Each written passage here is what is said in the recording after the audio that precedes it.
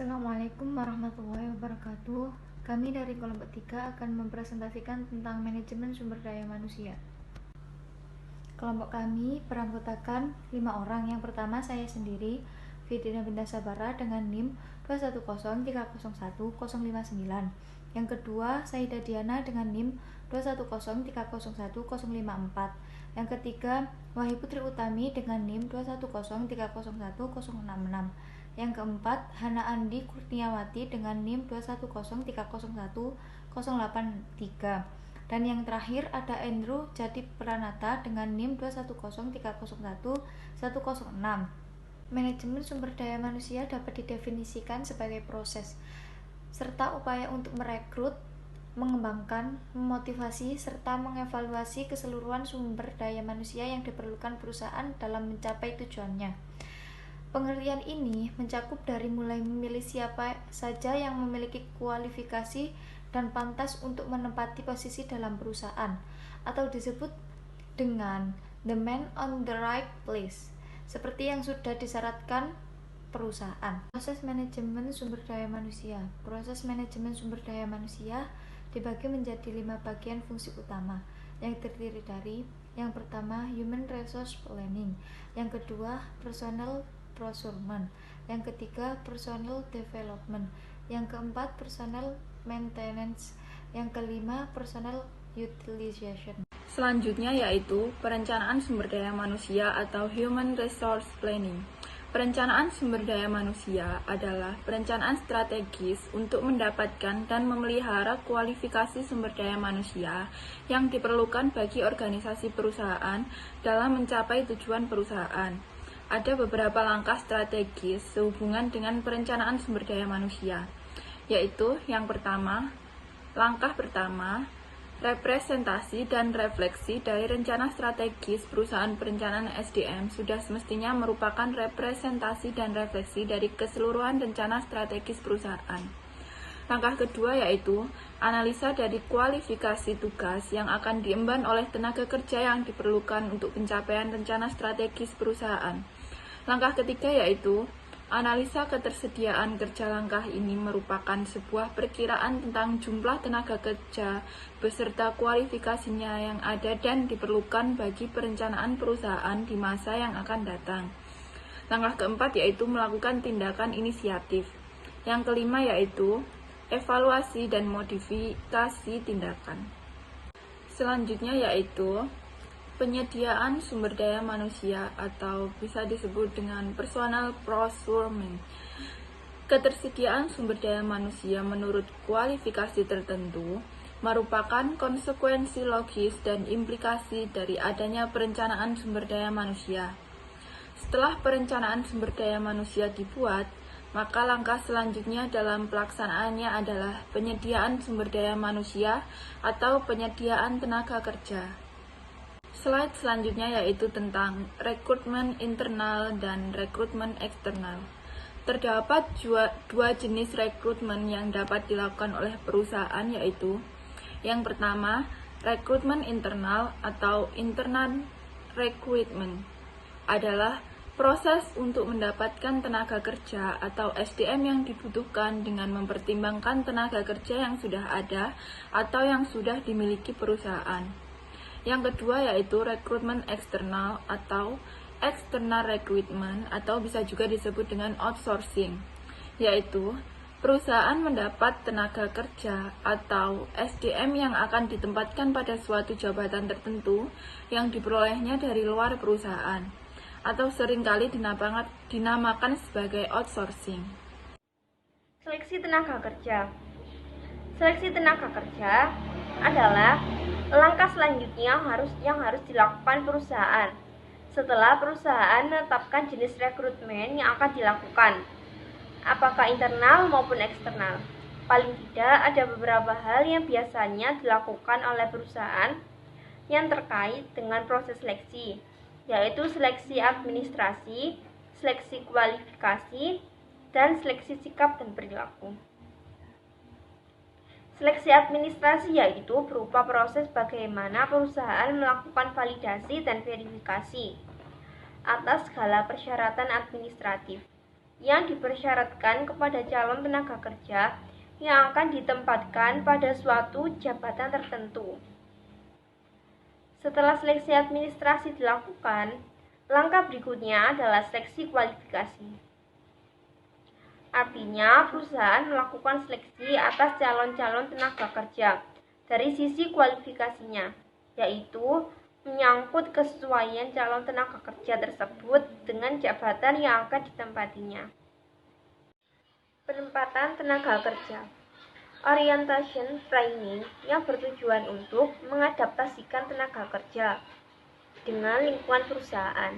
Beberapa perusahaan besar mencoba mengantisipasi proses adaptasi ini dengan membuat departemen atau posisi khusus yang dinamakan sebagai manajemen tim. Di bagian ini, tenaga kerja yang baru direkrut tidak langsung diposisikan pada suatu jabatan tertentu, akan tetapi ditempatkan di bagian manajemen tim. Mereka yang ditempatkan di bagian ini akan dilatih oleh perusahaan untuk ditempatkan di berbagai departemen yang berbeda-beda menurut periode tertentu.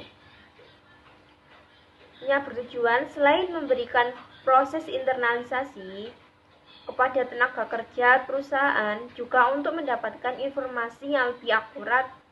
Kesiapan tenaga kerja akan terlihat oleh perusahaan. Pengembangan sumber-sumber penawaran personalia. Pada umumnya, semakin besar dan banyak sumber-sumber penawaran, semakin besar kemungkinan bagi perusahaan untuk menemukan personalia dengan kualitas yang dibutuhkan. Sebagian besar manajer-manajer efektif yang menyadari hal ini, mengembangkan dan memelihara berbagai sumber penawaran yang berbeda. Sebagai contoh, jalinan kerjasama antara perusahaan dengan universitas dalam penarikan tenaga kerja. Tujuan manajemen sumber daya manusia. Tujuan umum manajemen sumber daya manusia adalah mengoptimalkan kegunaan, yakni produktivitas, semua bekerja dalam sebuah organisasi. Sementara itu, tujuan khusus sebuah departemen sumber daya manusia adalah membantu para manajer lini atau manajer-manajer fungsional yang lain agar dapat mengelola para pekerja itu secara lebih efektif. Untuk mendukung para pimpinan yang mengoperasikan departemen-departemen atau unit-unit organisasi dalam perusahaan, sehingga manajemen sumber daya manusia harus memiliki sasaran. Sasaran manajemen SDM. Yang pertama, sasaran manajemen sumber daya manusia yang meliputi sasaran perusahaan, sasaran fungsional, sasaran sosial, sasaran pribadi karyawan. Yang kedua, aktivitas manajemen sumber daya manusia yang meliputi kunci aktivitas SDM dan tanggung jawab atas aktivitas. Fungsi perorganisasian dan sumber daya manusia. Dari konsep dasar fungsi perorganisasian di mana struktur organisasi dibentuk dan pekerjaan didesain, maka langkah terakhir dalam fungsi perorganisasian adalah penempatan sumber daya manusia ke dalam setiap bagian yang telah ditentukan dalam organisasi. Kegiatan ini seringkali dinamakan sebagai staffing.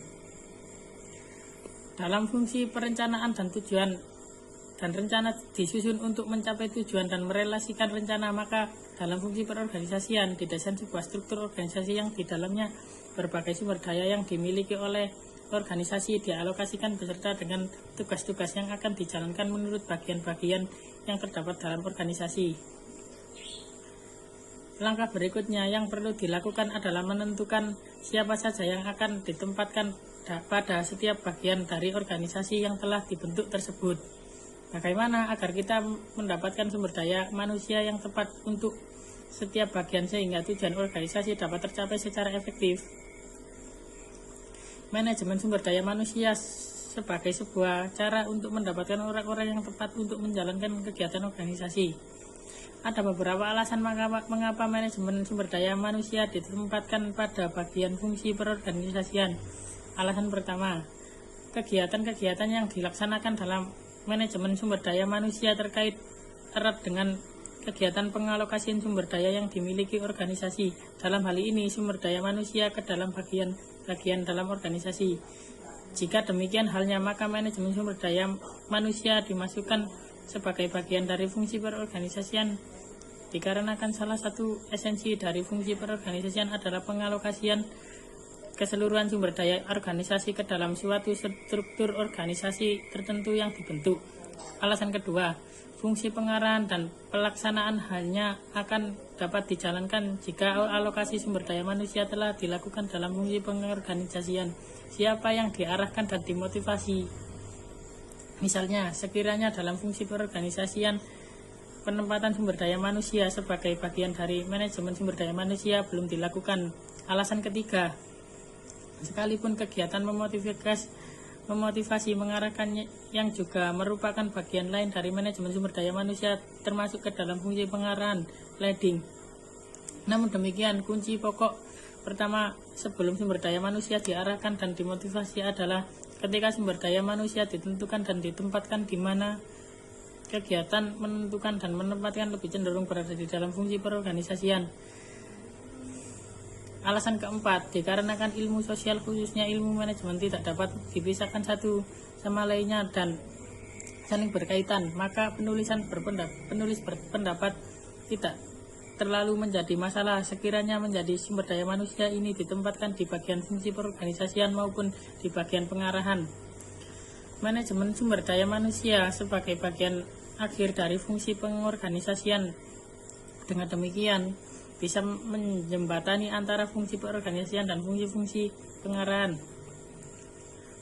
Sudah merupakan tugas manajemen sumber daya untuk mengelola manusia seefektif mungkin agar diperoleh suatu satuan sumber daya manusia yang merasa puas dan memuaskan. Sebagai sumber daya manusia merupakan bagian dari manajemen umum yang memfokuskan diri pada sumber daya manusia. Adapun fungsi-fungsi manajemen sumber daya manusia seperti halnya fungsi manajemen yaitu fungsi manajerial, perencanaan, perorganisasian, pengarahan, pengadilan,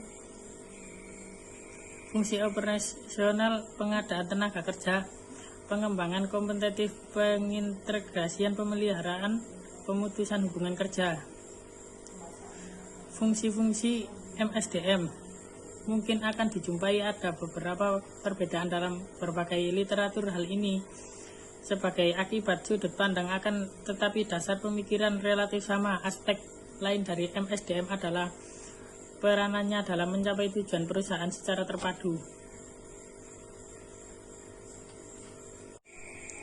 Mengelola keragaman dalam pekerjaan, identifikasi keragaman karyawan yang ada pertama bisa Anda lakukan yaitu mengidentifikasi keragaman mulai dari usia, ras, etnis, tingkat pendidikan, agama, latar belakang, senioritas, dan lainnya. Keragaman ini sebenarnya hal yang sudah pasti ditemui dalam setiap perusahaan. Masalah mungkin saja timbul bila karyawan senior yang lebih dahulu bekerja merasa kurang dihargai oleh angkatan kerja yang baru atau juniornya. Oleh karena itu, identifikasi keragaman karyawan perlu dilakukan untuk menyesuaikan pembagian pekerjaan agar semuanya berjalan seimbang. Membangun komunikasi merupakan hal yang sangat penting dalam perusahaan. Masalah komunikasi dan hambatan persepsi bahasa dan budaya perlu diatasi agar tercipta komunikasi yang baik pula. Bila komunikasi di lingkungan kerja berjalan baik, maka pemimpin dapat dengan mudah menyampaikan instruksi, informasi, dan melakukan evaluasi hasil kerja karyawan. Kesuksesan perusahaan tergantung pada bagaimana cara mengelola sumber daya manusia dan merangkul segala perbedaan. Pelajari karakteristik karyawan. Hal yang dapat Anda lakukan untuk mengatasi keragaman dalam perusahaan adalah mempelajari karakteristik individu masing-masing. Bila pengelolaan keragaman karyawan dilakukan dengan baik, maka akan dapat menguntungkan perusahaan. Pasalnya, berbagai alternatif pemecahan dan solusi akan muncul bila sewaktu-waktu terjadi permasalahan. Pelajari karakter karyawan sesuai dengan bidang kerja. Dengan begitu, Anda tahu apa yang harus dilakukan jika terjadi konflik tanpa harus menimbulkan masalah lain yang bertentangan dengan karakteristik karyawan. Bersikap terbuka terhadap karyawan. Perlu strategi khusus agar budaya keragaman dan efektif menembus setiap departemen, tiap divisi dan fungsi organisasi. Perusahaan kembangkan sikap keterbukaan di lingkungan kerja dan dorong karyawan untuk mengungkapkan pendapat dan ide mereka. Karyawan dapat berbagi beragam sudut pandang berdasarkan pengalaman dan ide mereka. Ini pentingnya untuk mengembangkan strategi bisnis perusahaan. Perlakuan yang adil, masalah yang kerap muncul dan keragaman adalah adanya perbedaan perlakuan. Diskriminasi biasanya timbul bila terdapat standar yang berbeda terhadap individu. Pastikan setiap karyawan mendapatkan kesempatan yang sama dalam lingkungan kerja dan dengan seadil mungkin. Buat kebijakan alternatif agar terjadi kesetaraan dalam perusahaan. Perusahaan yang memperkerjakan karyawan yang beragam bila diatur dengan baik dapat menyediakan berbagai macam solusi untuk masalah yang ada. Rutin lakukan evaluasi untuk menangkal resistensi perubahan. Sebisa mungkin libatkan setiap karyawan untuk merumuskan evaluasi keragaman.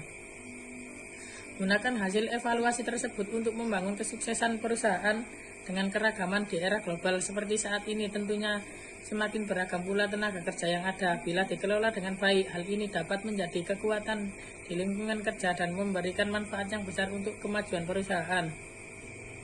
Sistem rekrutmen terbuka.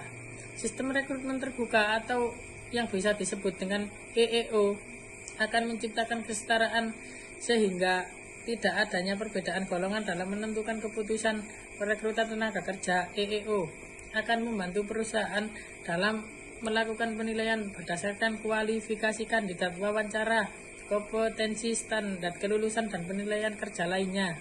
Ini akan menciptakan budaya kondusif, kompresif, dan terukur. Itulah tujuh cara mengatasi keragaman karyawan dalam perusahaan. Hal ini perlu diperhatikan agar kinerja perusahaan dapat berjalan secara efektif dan efisien. Keragaman sumber daya manusia dapat berpengaruh pada pengelolaan perusahaan dan strategi bisnis agar lebih mudah dalam mengelola karyawan dalam jumlah banyak. Sekian presentasi dari kelompok kami. Assalamualaikum warahmatullahi wabarakatuh.